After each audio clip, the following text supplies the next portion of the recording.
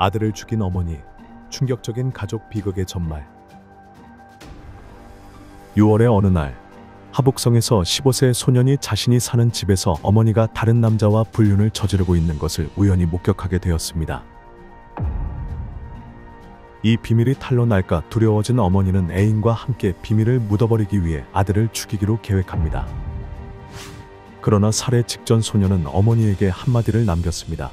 엄마, 이 목숨은 엄마가 주신 거예요. 엄마가 다시 가져가고 싶다면 그렇게 하세요. 아들의 말을 들은 어머니는 자신의 범죄를 멈출 것인가요? 그리고 그녀의 잘못된 행동으로 인해 어떤 결과를 마주하게 될까요? 오늘 영상에서 이 충격적인 사건에 대해 자세히 알아보도록 하겠습니다.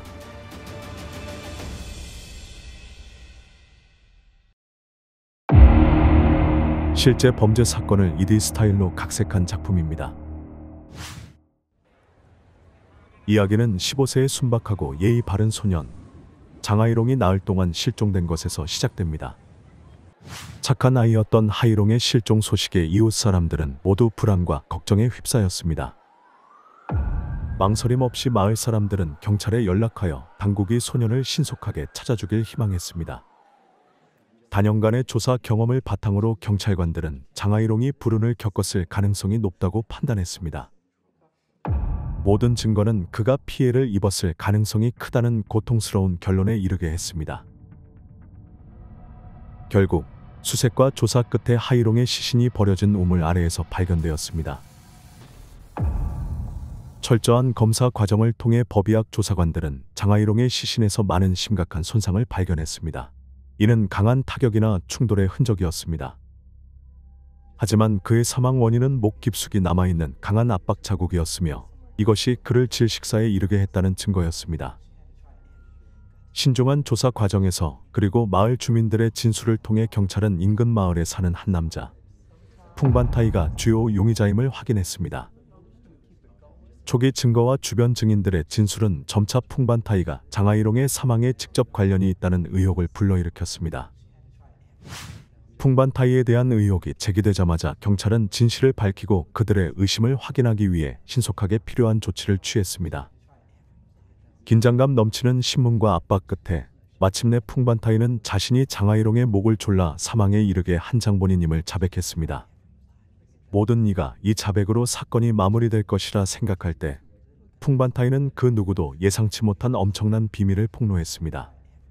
그는 말했습니다. 모두 하이롱의 엄마가 나를 부추긴 거야. 그녀가 주범이고 나는 단지 공범일 뿐이야. 제발 나를 사형하지 말아줘요. 억울하게 죽고 싶지 않아요. 이 충격적인 진술 후 수사관들은 재풍지가 자신의 친아들을 죽일 수 있다는 사실이 믿기 어려웠습니다. 그들은 풍반타이가 상황을 뒤집고 끝까지 추궁받는 것을 피하기 위해 모든 죄를 피해자의 어머니에게 뒤집어 씌우려 한다고 의심했습니다. 하지만 법의학 감정 결과는 뜻밖에도 범죄를 저지르는 동안 살인자가 단독으로 행동한 것이 아니라 다른 공범의 도움을 받았다는 사실을 드러냈습니다. 이 발견은 사건을 훨씬 더 복잡하게 만들었고 조사관들은 사실을 밝히기 위해 풍반타이와 재풍지의 관계에 대한 조사 방향을 제고하고 확대해야 했습니다. 조사 과정에서 경찰은 장하이롱의 특별한 가족 상황을 발견했습니다. 그의 아버지 장파토옹 씨는 성실한 남자로서 가족을 부양하기 위해 먼 곳에서 연중 내내 열심히 일하고 있었습니다. 바쁜 일로 인해 그는 매년 한두 번만 집을 방문할 수 있었고 그로 인해 아내와 자녀와 함께 보낼 시간이 매우 부족했습니다. 그 결과 특히 그의 아내 재풍지와의 가정생활은 점점 더 단절감을 느끼게 되었습니다. 투옹 씨가 가족의 미래를 위해 열심히 돈을 버는 동안 재풍지 씨는 여러 해 동안 남편과 떨어져 지내면서 마음속에 공허함이 생기기 시작했습니다. 남편의 관심과 공유가 부족하자 그녀는 점차 외롭고 소외감을 느끼게 되었고 결국 자신을 통제하지 못하고 외도에 빠지게 되었습니다. 이러한 부정 행위는 처음에는 마을의 몇몇 남자들과의 친밀한 대화에서 시작되었으나 시간이 지남에 따라 점점 더 깊고 복잡한 관계로 발전했습니다. 마을 사람들의 말에 따르면 재풍지 씨는 여러 남자와 자주 교류하며 매우 친밀한 대화를 나누었고 마을 사람들은 그것을 주목하지 않을 수 없었습니다. 그녀가 마을의 여러 사람과 교류하고 있었지만 가장 깊고 밀접한 관계는 풍반타이라는 남자와의 관계였습니다. 풍반타이는 마을 사람 중 한 명으로 제풍지와 자주 왕래했습니다. 두 사람은 사람들의 눈을 피하기 위해 외딴 장소에서 자주 만났지만 그들 사이의 대화와 애정어린 눈빛은 많은 사람들에게 의혹을 불러일으켰습니다. 마을 사람들은 제풍지와 풍반타이의 관계에 대해 알고 있었지만 마을의 정을 위해 침묵을 지키며 그녀의 가족 문제를 더 복잡하게 만들고 싶지 않았습니다. 그러나 어느 날 장하이롱은 몸이 좋지 않아 담임교사에게 일찍 집에 가서 쉬겠다고 허락을 구했습니다. 그는 단지 집에 가서 잘 쉬고 복통이 진정되길 바라고 있었습니다. 그러나 집에 들어서자마자 침실에서 한 번도 들어본 적 없는 소리가 들려왔고 그는 얼굴이 붉어지며 혼란에 빠졌습니다. 침실 문 앞에 선 하이롱은 충격을 받아 눈앞에 펼쳐진 상황을 믿을 수 없었습니다. 한 남녀가 그 방에서 미래를 나누고 있었고 그 남자의 품에 안긴 여자는 바로 그의 어머니 제풍지였습니다. 그 장면은 하이롱의 마음에 칼로 베인 듯 아픔을 남겼고 그가 어머니에게 가졌던 모든 신뢰와 존경이 한순간에 사라졌습니다. 자신이 가장 안전하다고 여겼던 집에서 어머니가 다른 남자의 품에 안겨 있는 것을 목격하는 것은 하이롱이 결코 상상조차 하지 못한 일이었습니다. 아들에게 부끄럽고 수치스러운 장면을 들킨 제풍지 씨는 변명하려고 했고 장하이롱이 진정되기를 바랐습니다. 불안과 두려움 속에서 그녀는 하이롱에게 이 일을 비밀로 해달라고 간청하며 다시는 언급하거나 외부에 폭로하지 말아 달라고 부탁했습니다. 제풍지는 아들이 오늘 일어난 일을 잊어버리고 자신의 실수로 인해 가정이 파괴되지 않기를 바랐습니다. 그러나 하이롱은 극도로 화가 나고 실망하고 있었습니다.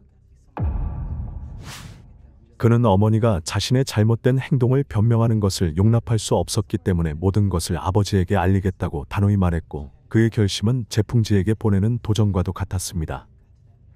두 모자의 언쟁은 점점 긴장감이 감돌았지만 결국 서로 막다른 길에 다다라 무거운 침묵 속에 아무 말도 할 수 없게 되었습니다. 그날 밤 제풍지는 극도의 두려움에 사로잡혔습니다. 그녀는 남편의 다혈질 성격과 엄격함을 너무 잘 알고 있었기 때문입니다. 그녀는 남편이 외도 사실을 알게 되면 분노를 억제할 수 없을 것임을 알고 있었습니다. 진실이 드러날 경우 발생할 끔찍한 결과에 대한 생각이 그녀를 공포와 혼란에 빠지게 했고 그녀는 이를 막을 방법을 끊임없이 고민했습니다. 그녀의 생각은 어떻게든 이 잘못된 관계를 지키는 것에 몰두하게 되었고 마침내 잔인한 생각이 떠올랐습니다. 하이롱이 사라지면 그녀의 비밀이 영원히 지켜질 것이고 아무도 그녀와 풍반타이의 부정한 관계를 막을 수 없을 것이라는 생각이었습니다. 곧바로 그녀는 모든 위험 요소를 제거하기 위해 행동하기로 결심했습니다. 계획에 빈틈이 없도록 하기 위해 그녀는 몰래 아들의 음식에 적당한 양의 수면제를 넣었습니다. 하이롱이 깊이 잠들어 있는 것을 확인한 후 제풍지는 조심스럽게 문을 열고 몰래 풍반타이를 집으로 들였습니다. 몽롱한 상태에서 하이롱은 갑자기 강력하고 큰 손이 자신의 목을 조르는 것을 느꼈고 점점 숨이 막히기 시작했습니다. 남은 힘을 짜내어 그는 공격자의 통제에서 벗어나기 위해 필사적으로 저항하고 몸부림쳤습니다. 한창 성장기인 소년으로서 하이롱의 힘은 상당히 강해서 그를 목조르던 사람이 통제력을 잃고 그를 붙잡기 위해 고군분투해야 했습니다. 하이롱이 거의 탈출할 뻔한 그 순간 또 다른 사람이 갑자기 다가왔고 그것은 다름 아닌 그의 어머니 제풍지였습니다. 망설임 없이 그녀는 아들의 다리를 단단히 붙잡고 풍반타이와 힘을 합쳐 그를 눌렀으며 그가 죽음의 손길에서 벗어날 기회를 주지 않았습니다. 자신을 낳아 길러준 어머니가 이제는 누군가의 도움을 받아 자신을 죽이려 한다는 모습은 하이롱에게 완전한 절망감을 안겨주었습니다. 세상에서 가장 믿었던 사람조차 차갑게 돌아서 자신을 배신했다는 사실을 깨달았을 때 그의 마음은 고통, 두려움, 그리고 극도의 무력감 속에서 산산조각이 났습니다. 결국 그는 절망 속에서 깊은 한숨을 내쉬며 혼잣말로 이제 모든 것이 끝났어. 엄마가 나를 낳아주셨고 이 생명을 주신 분이야. 만약 엄마가 내가 더 살기를 원하지 않는다면 이 생명을 돌려드리겠어. 라고 말했습니다. 그러한 생각에 하이롱은 모든 저항을 포기하고 어머니의 애인이 목을 조르며 마지막 숨결을 빼앗아 가는 것을 받아들였습니다. 모든 일이 끝났을 때 간통자들은 베개 위에 남겨진 하이롱의 눈물을 발견하게 되었고 그것은 묵묵한 고발이었습니다. 하이롱은 죽었지만 제풍지에게 아들의 죽음에 대한 슬픔은 단지 스쳐 지나가는 감정에 불과했습니다. 그녀는 아무런 양심의 가책도 없이 마치 아무 일도 없었던 것처럼 죄책감 없이 애인과의 불륜 관계로 빠르게 돌아갔습니다. 며칠 동안 제풍지는 아들을 찾는 척하며 밖으로 나갔지만 그녀의 노력은 형식적이고 가식적일 뿐이었습니다. 그녀는 매일 아침 창백한 얼굴을 초췌하게 꾸며 마치 절망에 빠진 어머니처럼 보이게 했습니다. 그녀는 슬프지만 무감정한 눈으로 주변 사람들에게 아들의 행방을 물어보며 허공을 바라보았지만 실제로는 어떤 정보도 얻고 싶지 않았습니다. 그러나 이후 그녀는 집으로 돌아가 애인이 기다리고 있는 곳에서 불륜의 어두운 나날을 계속할 준비를 하였습니다. 하지만 장하이롱의 수상쩍은 실종은 담임 교사의 주의를 피하지 못했습니다. 헌신적인 교사로서 그는 학생들을 잘 알고 있으며 하이롱이 학업이 뛰어나진 않지만 항상 성실하고 규율을 잘 지키는 학생임을 알고 있었습니다. 하이롱은 보고 없이 무단 결석을 한 적이 없었습니다. 그가 이렇게 오랜 기간 동안 갑자기 연락이 끊긴 것은 전례 없는 일이었으며 교사는 무언가 잘못된 일이 일어났다는 의심과 걱정을 느꼈습니다. 상황을 확인하고자 하는 마음으로 담임 교사는 하이롱의 어머니인 제풍지에게 전화를 걸어 그녀에게 더 자세히 물어보았습니다. 그러나 모든 시도는 실패로 돌아갔고 제풍지의 전화는 계속 연결이 되지 않으며 마치 그녀가 완전히 연락이 두절된 것 같았습니다. 이는 교사의 걱정을 더욱 증가시키며 깊은 불안감을 불러일으켰습니다.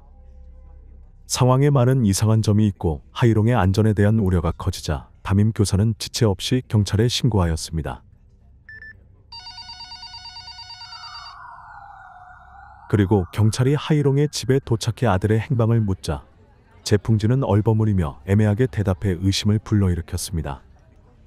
하지만 그녀가 하이롱의 친어머니라는 사실을 떠올리며 경찰은 의심을 조금씩 내려놓고 자식을 잃은 어머니의 고통을 이해하려고 노력했습니다.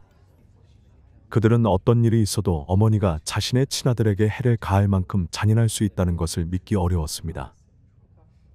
모성애의 신성함을 믿는 경찰관들은 그녀가 며칠 동안 아들에 대한 소식이 없어서 혼란스럽고 침착함을 잃었을 가능성이 있다고 생각했습니다. 경찰의 의심 어린 시선을 알아차린 제풍지는 하이롱에 대한 무한한 사랑을 강조하며 이야기하기 시작했습니다.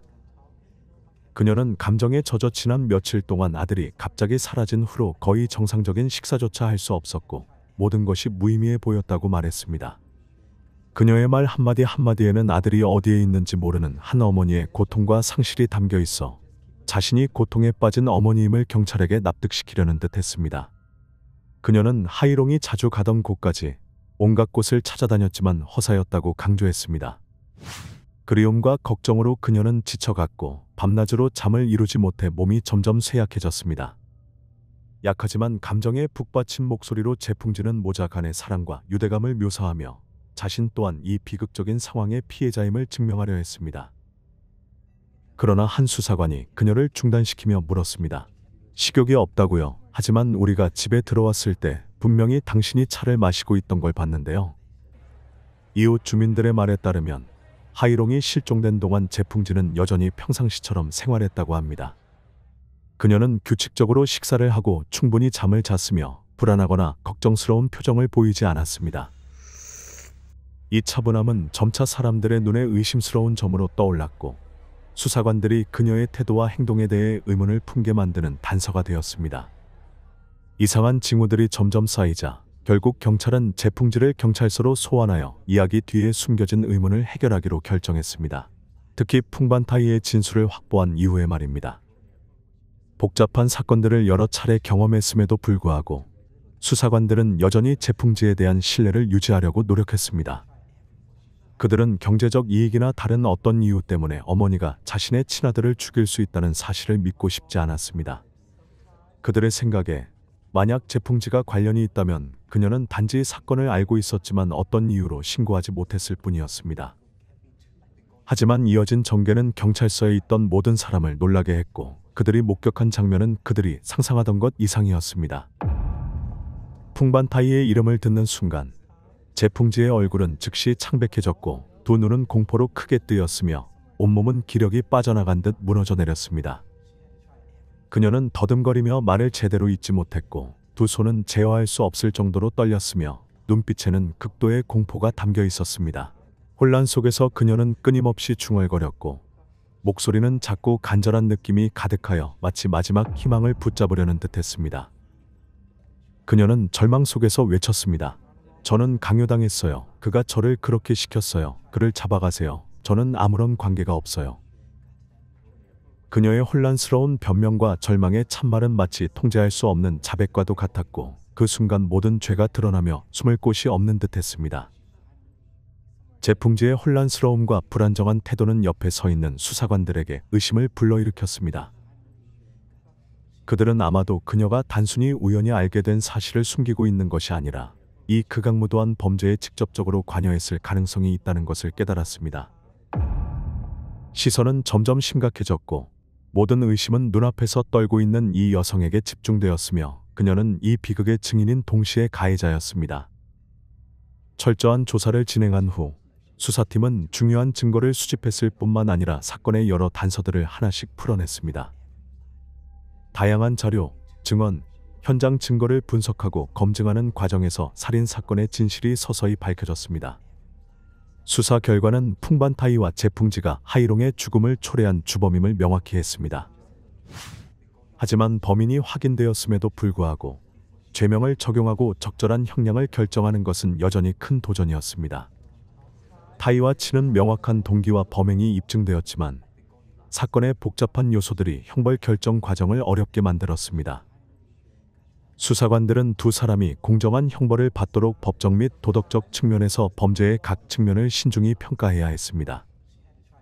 원칙적으로는 살인자는 목숨으로 갚아야 하고 빚은 갚아야 한다는 것이 일반적인 도덕적 기준입니다. 하물며 재풍지는 자신의 친아들을 죽이기 위해 외도 상대와 공모한 경우이므로 더욱 그렇습니다. 이 행동은 사회의 모든 도덕적 기준을 깨뜨렸을 뿐만 아니라 충격적이고 끔찍한 범죄로 공동체 전체의 분노와 경악을 불러일으키며 지울 수 없는 오점이 되었습니다. 형법 규정에 따르면 가해자에 대한 형량을 줄일 수 있는 특별한 조항이 있습니다. 만약 피고인이 피해자 가족의 용서를 받을 수 있다면 법원은 형량을 감경할 수 있습니다. 이 경우 재풍지가 자신의 범죄를 용서해 줄 수 있도록 장하이롱의 친아버지이자 남편을 설득할 수 있다면 법원은 그녀의 형량을 감경할 수 있습니다. 심지어 그녀는 감옥에 가지 않고 더 낮은 형량을 받을 수도 있습니다. 재판을 기다리며 구금된 동안 재풍지는 끊임없이 후회를 표하며 남편에게 용서를 빌고 싶다는 편지를 계속 썼습니다. 그녀는 만약 용서를 받는다면 남은 생을 남편에게 보상하는 데 쓰겠다고 약속했습니다. 심지어 형기를 마친 후에 그에게 또 다른 자녀를 낳아줄 것을 약속했으며 그것을 자신의 잘못을 되갚고 가정의 평화를 어느 정도 회복하는 방법으로 삼겠다고 다짐했습니다. 그러나 재풍지의 제안은 장하이롱 씨의 마음을 움직일 수 없었습니다. 유일한 아들을 잃은 분노와 고통은 그가 아내를 용서할 수 없게 만들었습니다.